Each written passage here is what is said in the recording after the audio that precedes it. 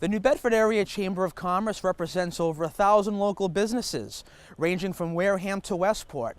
The mission and goal of the New Bedford Area Chamber of Commerce is to not only advocate for the growth of our businesses, but to also advocate for economic growth and workforce development within our 10 communities. I'm Ian Abreu, and this is the Chamber Focus.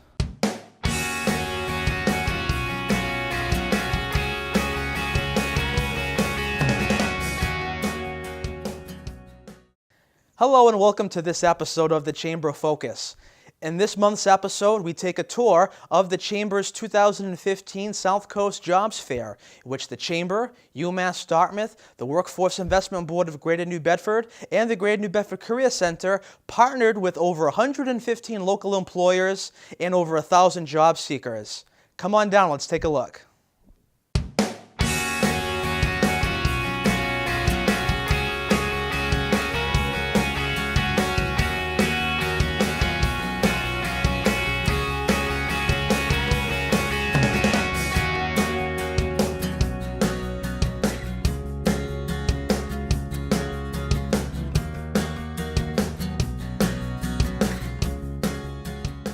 Very pleased to be joined alongside a fellow colleague of mine, George Hempy, the Executive Director of the Greater New Bedford Workforce Investment Board and one of the co-sponsors of this event. And George, I've been seeing you all morning walking around talking to the employers, and boy, it looks like we put on a great event for this community. Yeah, I would agree, Ian. We have an unprecedented number of employers here today, and we've been talking to many of them. Our goal is by the end of the day to talk to everyone. We've also been talking to students. Everyone has they've had very positive comments. I've been asking them for example, what are their greatest challenges are as far as the workforce. And I hear different comments, retention, finding employees, having employees that are more career ready, for example, that have a greater awareness of what to expect. But it ranges all of those. And the fact that we have so many people here today because of the collaborative effort of the school, UMass, and the Chamber of Commerce, of course, and what we're doing as a Workforce Investment Board, I think that gives great testimony to the fact that we'll continue this. And right now we have as you can see, a number of people here that are very excited. Everyone from students to seasoned professionals, and so this is why we did this. We were hoping for a great turnout, and it has definitely turned out to be just that. Now, George, and again, we've been saying this all morning in regard to this event, the fact that we have over 117 to be exact, different employers here, it shows me, and I'm sure it shows you in your industry, that these companies, whether they're local, regional, or national, they're making a significant investment in the Greater New Bedford region. They're telling us that they have faith in our workforce. Oh yes, I think the one thing that business industry does not do is waste their time. So if they're here, it's because they're serious. And we do have a great workforce. One of our challenges is to keep our workforce here. So by them attending job fairs like this, they have a greater awareness of what opportunities are here. And that can be the game changer for someone making a decision about, yes, I'm going to stay in this region, or I may move somewhere else.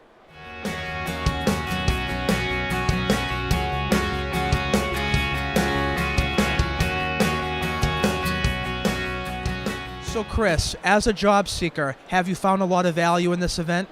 Oh, absolutely. The number of employers who are here, the diversity of the jobs that they're looking for, everything from what students are leaving the school with, internships and entry jobs, to very advanced technical jobs.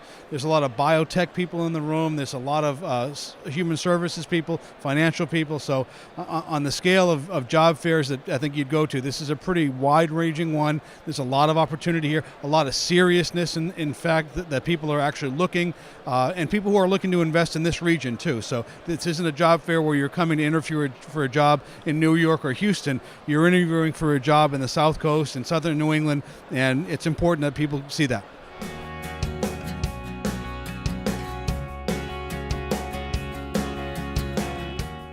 here today as a job seeker, and Tara, I see you walking around, I see you working it, I see you networking, meeting new employers. So far, what's been your opinion of this fair? I think it's come together very nicely. I think you and your staff have done a very nice job putting things together. There's over 100 employers that I've heard about and I've read about, and everyone seems to be having a good time, and hopefully a lot gets accomplished today. Now, Tara, I know your background, you've done a lot of sales, a lot of finance, but as you can see here, we've casted a very wide net of employers. So you can see right here, no matter what your skill set is, what your background is, we've got something here for you. Yes, that's very true. I think that the this job fair in particular goes out to a large demographic of people, and it's not tailored to just one person.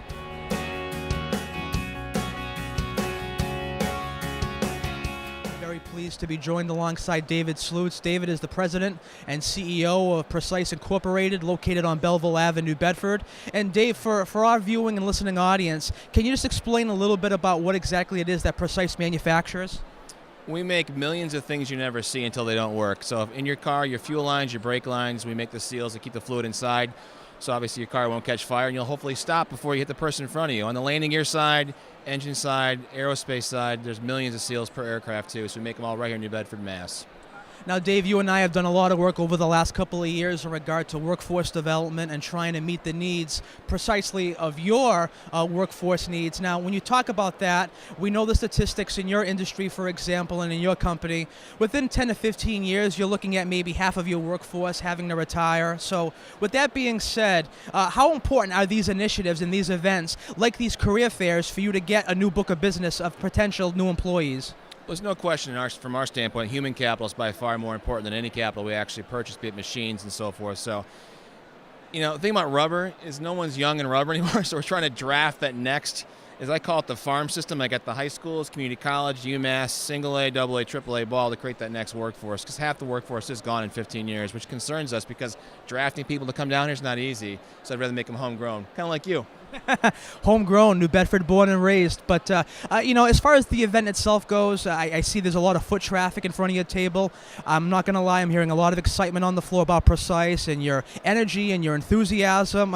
What are you doing to stick out from everyone else? Because I'm hearing great things. We're telling the kids how much fun you can have working for us. When you work for us, you're not going to push paper in some cube. You're going to work on projects. For example, we put a new mixer in 2005. Jason Medeiros, who may be watching, hey Jason, was a UMass intern. He ran the whole project, a $1.2 million project for us back then, and he worked for us for 5 years after that. So you're not going to be bored working for us. Layer-wise, there's 3 layers. There's me, the tech director, and my engineering guys. So it's a small company. Actually, really not that small. Headcount's at 410, but we don't have a lot of layers. So you can have an active participation. You can make stuff happen, and you will not be bored. Dave Slutz, always a pleasure, my friend. Thank you, sir.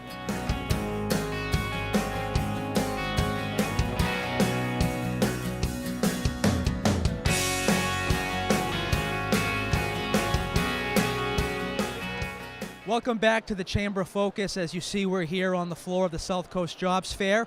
Ian Abreu joined alongside a longtime friend of mine and a colleague, Ken Mungin of K&M Realty. And Ken, there's been a lot of foot traffic down here today, and I see you doing what you do best, my friend. You're down here, you're working it, you're talking to the public, you're getting some good leads, and it seems like you're having a lot of fun. Absolutely. I mean, it's we're trying to keep a high energy and, getting people excited about maybe a career in our field, which is real estate sales. And, it's amazing. A lot of people just don't know what it involves, and they don't really know until we interact with them and, talk to them and get them excited about what we do every day. And I've seen a lot of traffic around your table, and I know you're a high-energy, high-octane kind of guy. But do you have to be like that to be successful in real estate? You really don't. Well, you probably really don't, but since that's all I know, and I was, I'm a hyper person naturally, I mean, that's my MO. So that's how I do it. That's how I like it. And, people sense energy, they sense excitement, and really, these folks that are here, that are unemployed looking for jobs, they need to be that way. They need to be gregarious, and they need to be able to sell themselves, and that's going to be very important in their job-seeking efforts.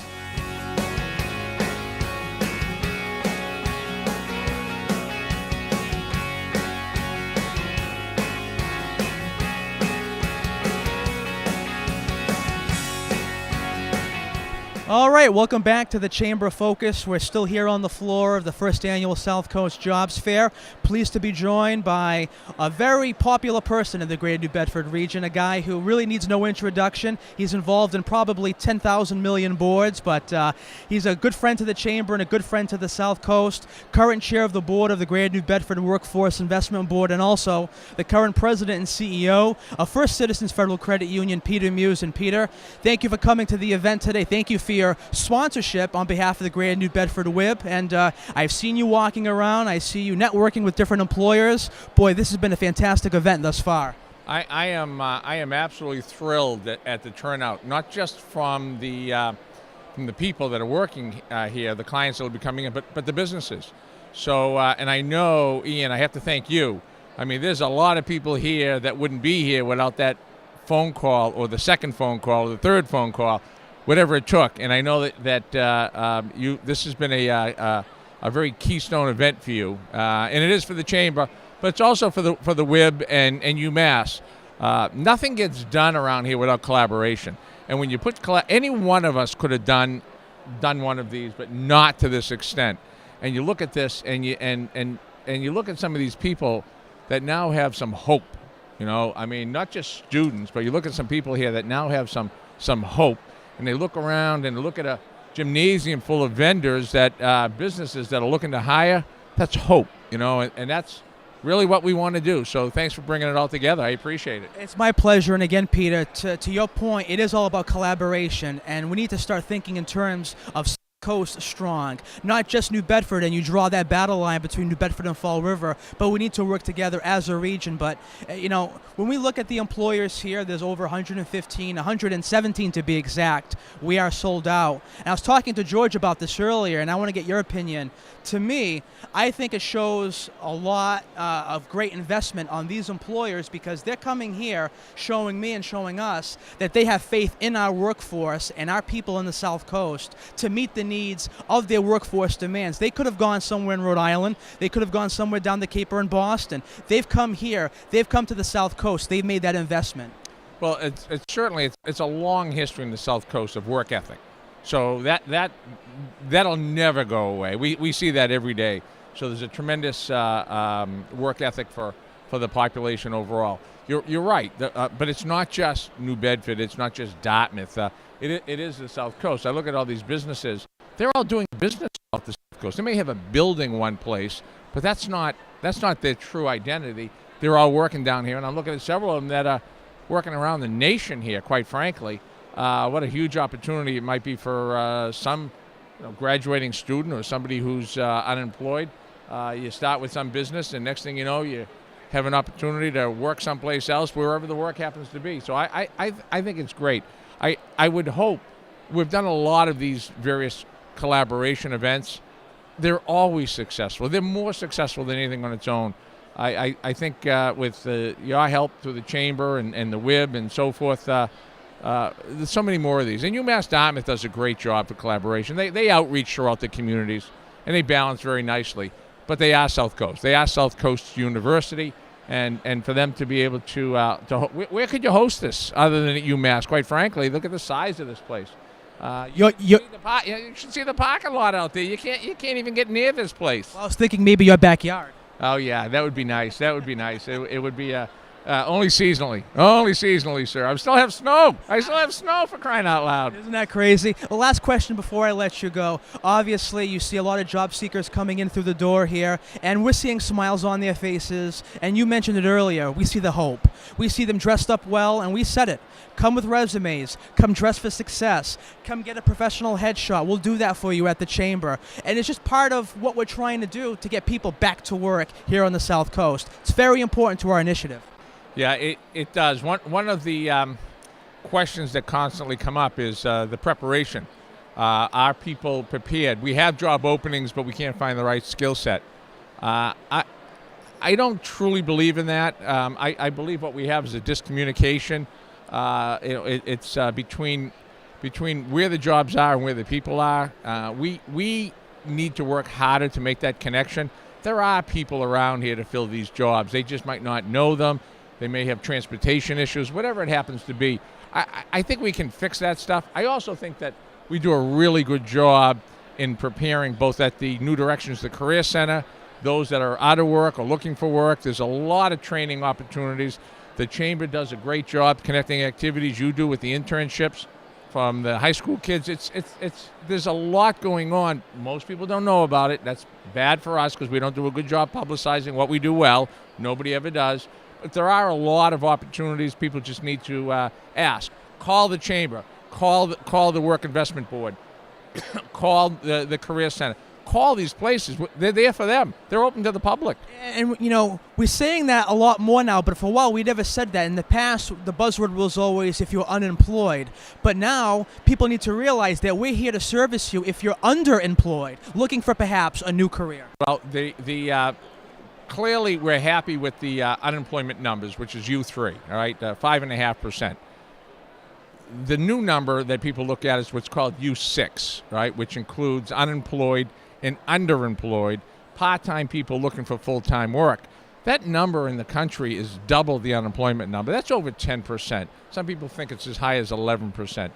That's horrible. So yes, you're right. There are a lot of jobs that were filled on a part-time basis, people that want to work full-time. You got to be able to do that as well. It's a different time that what we're going through since 2008. No one's ever done it before. The creation of jobs, where they're going, whether they're service industry jobs, hospitality jobs, whatever it happens to be. So you're right. We have to look at the underemployed and the part-time that want full-time. They need our help and support just as much as someone who's not working. You heard it here first, folks. Peter Muse, always a gentleman and a scholar. Peter, thank you, sir. Thank you for very much. thank you for all that you. Thank you as well. Appreciate it.